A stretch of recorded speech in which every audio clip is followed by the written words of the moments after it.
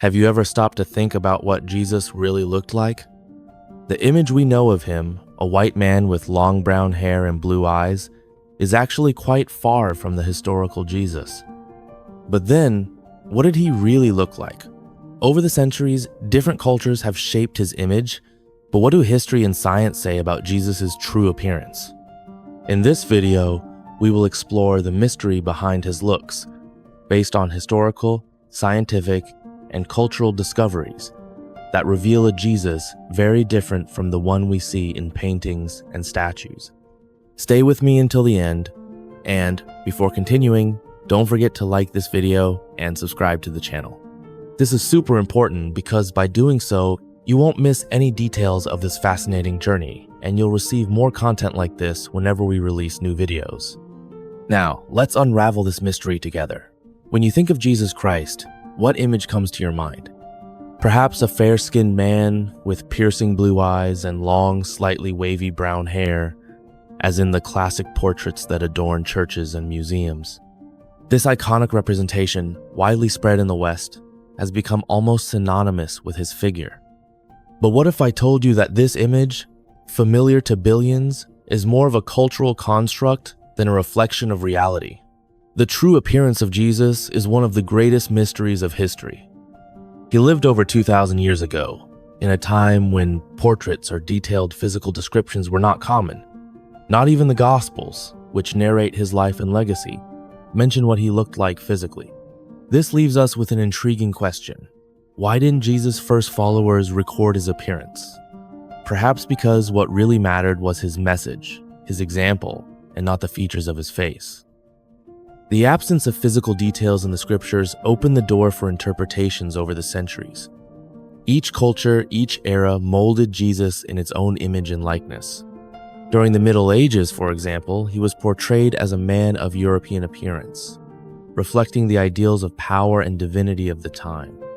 However, to understand Jesus' true face, we need to go back to his origins and explore the science, history, and traditions of the region where he lived. What would Jesus, the historical man, have looked like amidst the arid lands of ancient Palestine? Science offers us some clues, and they may be surprising. The Bible, our most precious account of Jesus' life and work, keeps an intriguing silence about a detail that today arouses so much curiosity. His physical appearance. No word describes his height, the color of his skin, or the features of his face. Instead, it engages us with his powerful words, transformative miracles, and the impact of his presence among the humble and the powerful. But why did his first followers, who lived so close to him, leave this detail aside? Perhaps because, for them, Jesus was much more than the flesh and blood that composed him. He was the Word made flesh, the living manifestation of a message that transcends the physical. Recording his words and actions seemed infinitely more important than describing what he looked like. But if we think of a historical Jesus, the man who walked under the scorching sun of Galilee, he was almost certainly very different from the image we imagine. To understand how he might have looked, we need to look at the Jews of his time, delve into the customs of ancient Palestine, and seek answers in modern science. What do scholars and archaeologists tell us about the appearance of the one who changed the course of history? Imagine living in Jesus' time, witnessing his miracles and hearing his life-changing words. Now, think about sitting next to his followers, eager to record everything he did and said. Which detail would be more important? His height? The color of his eyes? Or the parables that transformed hearts and challenged the structures of the world? It is curious, almost intriguing, to realize that the Gospels, while revealing details about the clothes he wore, such as the cloak touched by the woman seeking healing, do not bother to describe what he looked like physically. Perhaps this silence is more eloquent than any description could be. It suggests that, for the first Christians, Jesus was recognized not by his appearance, but by his presence. This focus on the essential may be a lesson left on purpose. His message, full of grace and truth, echoed above any physical characteristic.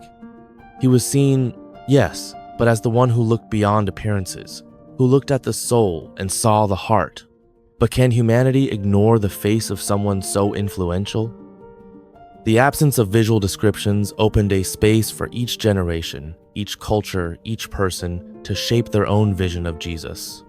From the beardless youth in the first Christian paintings to the blue-eyed, golden-haired Christ of European cathedrals, the question echoes, what was the face of the one who changed the world really like? Historians like Joni Taylor invite us to imagine Jesus not as the idealized images of European cathedrals, but as someone deeply connected to the environment where he lived. He probably had dark skin, marked by the relentless sun, dark eyes that reflected wisdom and weariness, and short hair, perhaps disheveled by the wind and dust of the desert. His average height, around 1.60 meters, was common among the Jews of the first century. There is no evidence that Jesus was physically exceptional. On the contrary, he seemed like an ordinary man, so similar to others that Judas had to identify him with a kiss in Gethsemane. But this common appearance was only a superficial layer. Anyone who looked closer would see something more, an inner strength, a gaze that broke through the barriers of fear and doubt. Jesus' life also shaped his appearance. As a carpenter, his hands were strong, calloused by work. His clothes, simple and functional, reflected his itinerant and humble life. He was a man of the people with the face of the people. And, perhaps, this is the greatest truth about his appearance. It didn't matter as much as what he represented. Over the centuries, the image of Jesus began to transcend its historical origin to become a reflection of the cultures that represented him. During the Middle Ages, artists of the Byzantine Empire had a clear mission: to portray Jesus as the Son of God, someone worthy of adoration and absolute respect. Thus, he began to be painted with golden robes, a serene expression, and an aura that radiated divinity. This was the time when religion and politics walked side by side, and the image of Jesus needed to reinforce the authority of the church and its allies. He was not just the savior of humanity, but also a symbol of celestial order that backed earthly power. In the mosaics of churches and cathedrals, the bearded Jesus with long hair, clear eyes, and noble features seemed almost like a celestial emperor. This representation, however, was not just artistic, it was strategic. In a world divided by wars and conflicts, the figure of a majestic Jesus united the faithful under a single ideal. The face of Christ was shaped not by history, but by the need to inspire reverence and loyalty. And so, the image of the European Jesus gained strength. This figure, so distant from the first century Jewish man, became the predominant portrait in churches and cathedrals of the West. But, in its imposing and idealized beauty, something of Jesus' simplicity and humanity was lost. In a small laboratory illuminated by monitors and clinical lamps, Richard Neve and his team worked meticulously. Using advanced technologies and facial reconstruction methods, they gave shape to a face that perhaps had never been seen. The basis for their creation was 3 skulls found in the region where Jesus would have lived, belonging to men of the first century. Each line, each curve reconstructed, was an attempt to bring science closer to history. When the final image took shape, it was something very different from what most expected. The man who appeared on the screen had dark skin, features marked by the desert sun, dark and penetrating eyes. His hair was short and his beard trimmed, reflecting the Jewish customs of the time. This was not the golden-haired Jesus of European cathedrals, but an ordinary man, someone who could have gone unnoticed in the streets of Nazareth. Neve's creation did not intend to be a definitive representation, but rather a window to the past. It was a reminder that Jesus lived in a reality very different from the artistic idealizations that emerged centuries later. He was a man of the Middle East, walking through arid lands, interacting with people who shared his culture and appearance. This scientific image provoked both fascination and questions. Many wondered, how does this vision fit into faith? For some, it was an opportunity to connect more deeply with the historical Jesus, the man who lived, smiled, cried, and transformed the world. For others, the image was a challenge to the comfortable representations they had known since childhood. But, regardless of the reactions, Neve's reconstruction did something very important. It brought the mystery of Jesus' appearance back to the table, uniting science, history, and faith in a shared search for truth. As Christianity spread around the world, the face of Jesus began to transform. He was no longer just the dark-skinned man with short hair and a trimmed beard, as suggested by science. Jesus became a more universal figure, adapted to the diversity of cultures and characteristics of the places where his message passed. In China, where Western features were incomprehensible to many, Jesus was painted with Asian features. His slanted eyes and lighter skin seemed to reflect the identity of the peoples who heard his words of hope. In the markets of Shanghai, in small churches in rural villages, that crucified man became familiar, someone the Chinese could see as part of their own history. In African countries like Ethiopia, where the image of Jesus was already deeply linked to local spiritual traditions, he began to be portrayed with African features. His hair, now thicker and curly, his eyes the color of the earth, and his deeply dark skin created a visceral connection with the faithful who saw in Jesus a leader whose origins seemed closer to theirs. And in Brazil, where colors and ethnicities blend into a rich cultural tapestry, artists like Claudio Pastro brought Jesus closer to the hearts of Brazilians. That Christ, who in so many other parts of the world seemed distant and European, now had the features of a common man from the northeastern backlands or the mountains of Minas Gerais. His brown eyes and tan skin became symbols of identification for the masses of faithful who felt, in the created images, a reflection of themselves. These adaptations of Jesus in each culture were not just an artistic exercise, they were a way to bring his message closer to people. For many, he ceased to be a distant, esoteric figure and became someone with whom they could identify. Someone who was not above their realities but shared their difficulties, joys, and hopes. In each version, Jesus transformed without losing his essence. In China, Ethiopia, Brazil, he continued to be the Messiah, the Son of God. But now he was also someone who spoke the language of the people. And this Jesus, the universal, the adaptable, continued his mission, spreading the message of love and salvation in a plural and diverse world. For centuries, the search for the true image of Jesus was marked by discussions about physical traits, skin color, face shapes, and even the way he dressed.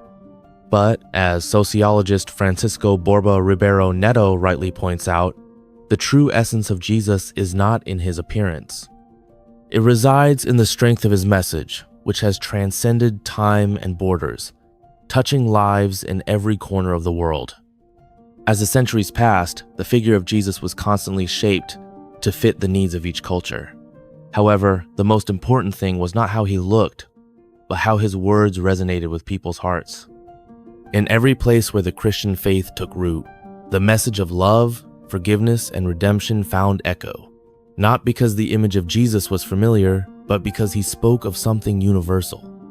The search for truth, justice, and connection with the divine. The true beauty of Jesus, then, is not in his physical appearance, but in what he represented.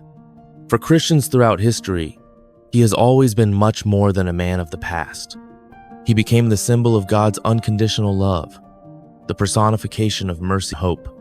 His figure, whether as a simple, dark-skinned man of the Middle East or as a majestic and divine being in Western churches, remains the same in its essence, an invitation to personal and spiritual transformation. What we know is that Jesus is not just a man of the past. His message of love, hope, and redemption continues to resonate powerfully in people's hearts, regardless of time or place. He lives in every act of kindness, in every act of forgiveness, in every heart transformed by faith. His story, much more than any image, is an eternal flame that continues to light the way for those seeking a greater purpose. In every culture, he is reimagined, adapted, but what never changes is the impact of his life and teachings. Jesus, in all his manifestations, transcends the limits of flesh and earth. He is a living idea, extending beyond generations, a beacon for those seeking answers to life's deepest questions. In the end, the true beauty of Jesus is not in what the eyes can see, but in what the heart can feel. His message does not depend on a physical face, but on a spiritual transformation that happens within each person who receives him. He is not just a historical character or a religious figure, but a living presence that continues to impact lives, shape destinies, and remind us of the power of unconditional love. Thank you very much for watching until the end. If you were interested in the journey of discoveries about Jesus' true appearance, don't forget to subscribe to the channel. This way, you ensure that you won't miss any curious and interesting content like this. Your subscription helps us bring more incredible videos, so don't forget to turn on the bell to receive notifications. And to continue exploring this topic or other fascinating themes, don't miss the recommended video that appears on the closing screen. Click now and continue with us on this journey of knowledge. See you next time.